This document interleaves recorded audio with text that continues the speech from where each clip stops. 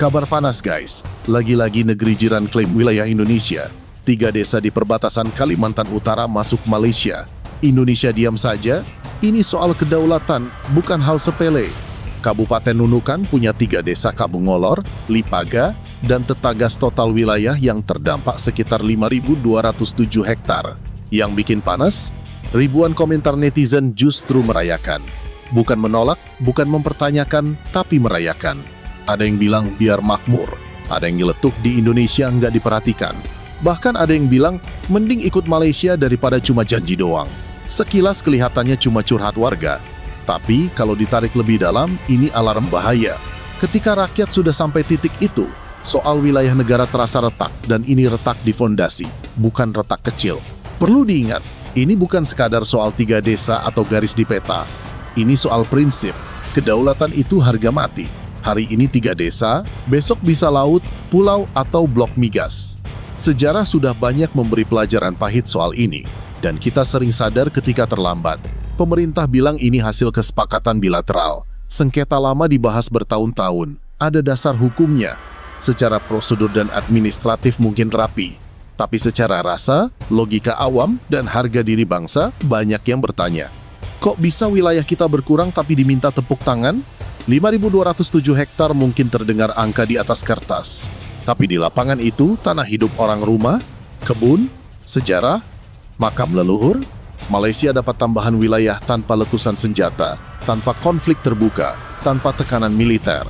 Kalau ini bukan strategi senyap, lalu apa? Malaysia nyaris tidak ribut, tidak provokatif, bicara lewat meja diplomasi, dan peta berubah. Sementara di Indonesia, ribut di kolom komentar, netizen saling serang, rakyat saling menyalahkan. Yang satu nyalahin pemerintah, yang lain nyalahin warga perbatasan. Padahal satu hal sering terlupakan, perbatasan itu wajah depan negara. Kalau dibiarkan kusam, jangan heran orang lain merasa bebas geser pintu. Nunukan bukan cerita baru. Ini bab lanjutan dari buku lama. Ambalat, pelanggaran nelayan, patok perbatasan yang bergeser sendiri. Polanya mirip. Awalnya dianggap sepele, lama-lama sengketa besar muncul. Selalu dibungkus kalimat, demi hubungan baik antar negara. Hubungan baik penting, tapi kalau dibangun di atas pengurangan wilayah sendiri, itu kompromi sepihak. Nah, disinilah cerita berubah. Tanpa konferensi pers, tanpa drama, tanpa video heroik, TNI bergerak. Perbatasan darat diperketat, patroli laut ditingkatkan, jalur tikus ditutup, aktivitas ilegal disikat. TNI bergerak bukan karena emosi, tapi karena prosedur. Wilayah abu-abu rawan jadi jalur narkoba, penyelundupan manusia, infiltrasi. Faktanya, penyelundupan sabu berhasil digagalkan. Artinya, perbatasan bukan soal bendera, tapi keamanan nasional. Banyak yang nyinyir. Ngapain beli senjata mahal? Rakyat masih susah. Setengah benar, negara tanpa pertahanan ibarat rumah tanpa pagar. Modernisasi alutsista bukan pamer, bukan perang, tapi mencegah perang.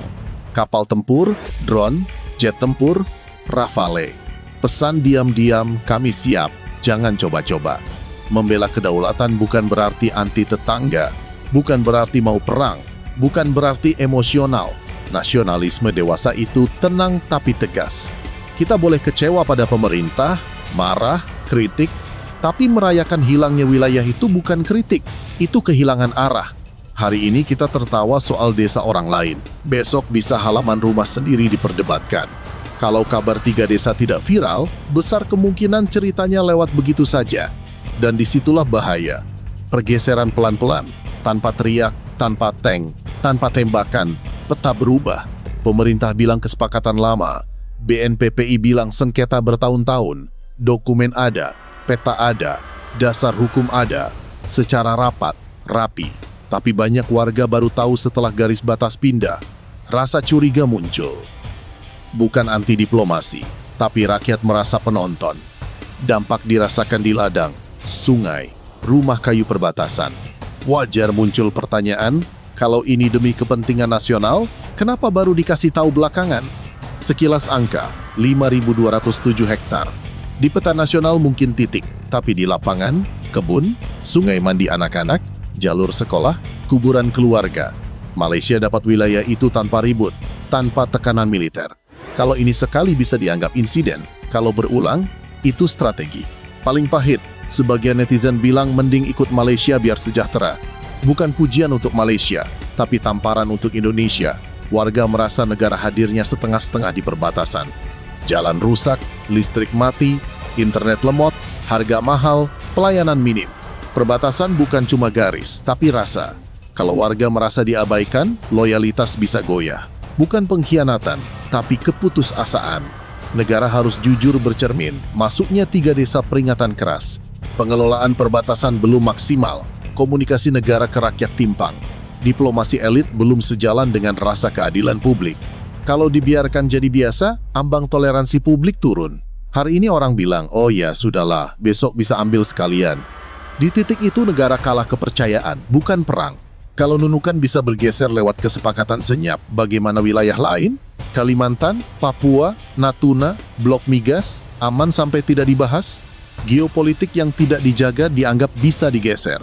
Indonesia tidak boleh hanya bergerak setelah viral, ribut, marah.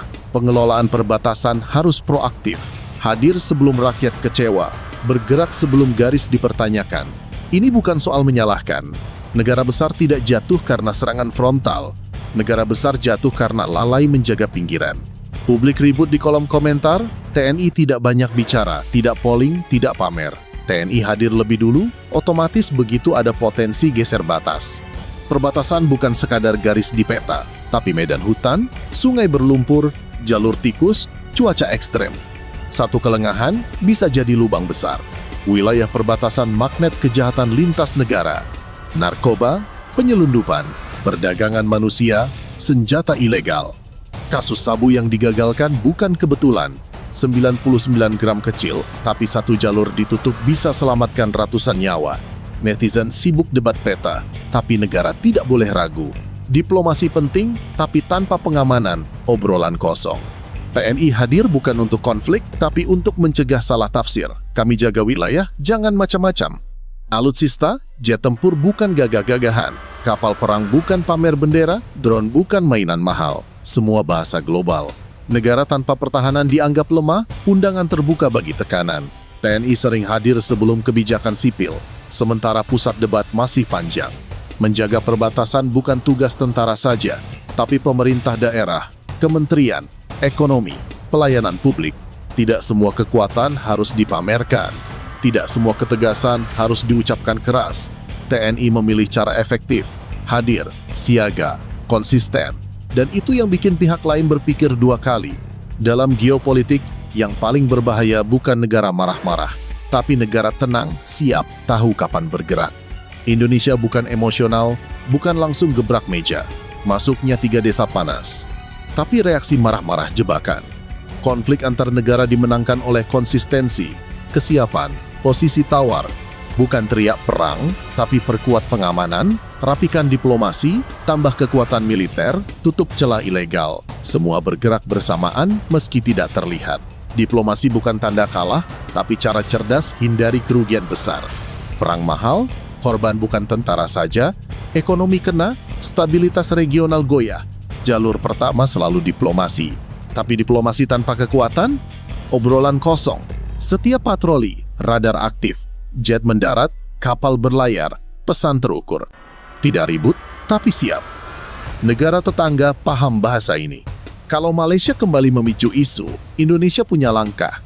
Tekanan diplomatik lebih keras, nota resmi, forum internasional, penguatan posisi hukum, pengetatan jalur ilegal, pengawasan ketat, penegakan hukum cepat dan tegas, penguatan kehadiran negara di perbatasan, tentara, sekolah, rumah sakit, jalan, ekonomi. Kritik pemerintah perlu, marah wajar, tapi merayakan hilangnya wilayah salah sasaran. Negara kuat bukan soal senjata, tapi kesadaran kolektif. Ancaman terbesar bisa datang dari dalam jika rakyat cuek. Hari ini 3 desa, besok Natuna. Jangan bilang kok bisa. Alarm sudah bunyi. Indonesia tidak mundur sejengkal, bukan karena emosi, tapi prinsip. Kedaulatan bisa dinegosiasikan, tapi bukan bahan diskon. Pesan terakhir, negara boleh sabar, tenang, tapi jangan anggap Indonesia lengah. Garis merah disentuh, Indonesia siap. Mari bicara jujur tanpa jargon. Jika batas negara bergeser tanpa perlawanan psikologis publik, yang diuji bukan cuma peta, tapi nyali bangsa. Malaysia bukan musuh, negara itu rasional. Celah terbesar, keraguan dari dalam. Rakyat berkata, ya sudahlah, ambang resistensi bisa ditekan.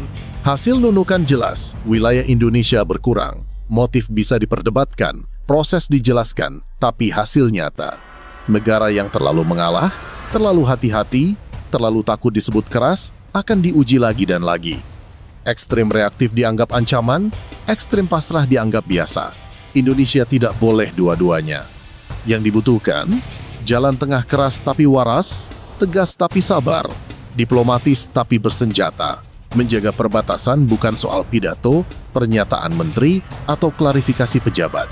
Tapi soal jalan ada, listrik nyala, sinyal masuk, negara hadir penuh, warga tidak berpaling, TNI siap, alutsista diperkuat, patroli konsisten, bola ada di kebijakan sipil, pembangunan wilayah, keberpihakan nyata ke perbatasan, pertahanan tanpa kesejahteraan rapuh, kesejahteraan tanpa pertahanan naif. Intinya, kedaulatan tidak hilang karena diserang, tapi karena dianggap bisa ditawar. Nunukan peringatan awal, bukan buat panik, tapi buat bangun. Negara besar runtuh pelan-pelan saat rakyat berhenti peduli dan negara diam. Masalah perbatasan bukan hanya tetangga, tapi juga kita yang terlalu sering anggap pinggiran urusan nanti. 3 desa pindah, reaksi terbelah, marah, pasrah, bersyukur. Tanda bahaya terbesar, kedaulatan bukan properti pejabat, wilayah milik rakyat, sejarah tertanam di tanah. Penjaga lalai boleh dikritik, tapi rumah terbakar pemilik tidak boleh tepuk tangan. Merayakan hilangnya wilayah bukan protes, tapi kehilangan arah. Malaysia menguji, Indonesia diuji, dunia mengamati. Respons ragu? Ujiannya datang lagi dengan wajah berbeda tapi niat sama. TNI tidak mundur tanpa ribut, tanpa drama, tanpa pujian. Berdiri di batas negara, saat sebagian kita masih debat di layar ponsel. Pertahanan negara bukan senjata saja, tapi kehadiran negara utuh, sekolah, rumah sakit, ekonomi, keadilan. Pagar tinggi tanpa itu rapuh. Nunukan ketukan keras di pintu. Kalau pinggiran tidak dijaga, orang lain masuk. Hari ini 3 desa, besok laut, lusa sumber daya. Penyesalan tidak mengembalikan apapun. Menjaga negara tidak harus teriak NKRI harga mati tiap hari. Yang dibutuhkan, peduli, kritis, sadar arah. Kecewa boleh, marah boleh, tuntut boleh. Tapi jangan anggap enteng hilangnya wilayah. Negara besar bukan yang tidak diuji, tapi belajar setiap diuji. Indonesia tidak cari konflik, tidak ingin perang, tidak haus keributan. Tapi satu garis tidak bisa dinegosiasikan, kedaulatan. Duduk di meja diplomasi, hitung untung rugi, bersabar boleh, mundur tidak. Sekali mundur, langkah berikutnya sulit dihentikan. Pesan terakhir, pemerintah bisa salah langkah, rakyat bisa kritik, tapi kedaulatan tidak boleh dirayakan saat berkurang. Nunukan bukan akhir. Ini pengingat, dan pengingat berguna jika benar-benar didengar. Perbedaan pendapat wajar, marah boleh, kritik silakan, tapi jaga cara menyikapinya. Isu kedaulatan bukan bahan saling serang. Ini soal kepedulian bersama. Tulis argumen, bukan emosi. Diskusi sehat buat negara lebih kuat. Pendapatmu penting. Apa perlu dibenahi, diperkuat? Bagaimana jaga perbatasan ke depan? Bukan ribut, bukan jatuhkan, tapi tunjukkan peduli, sadar, satu barisan. Bangsa besar bukan yang selalu sepakat, tapi yang bisa berbeda tanpa kehilangan tujuan bersama. Terima kasih sudah menyimak sampai akhir. Mari berdiskusi dewasa, berpikir jernih, tetap berdiri di sisi Indonesia.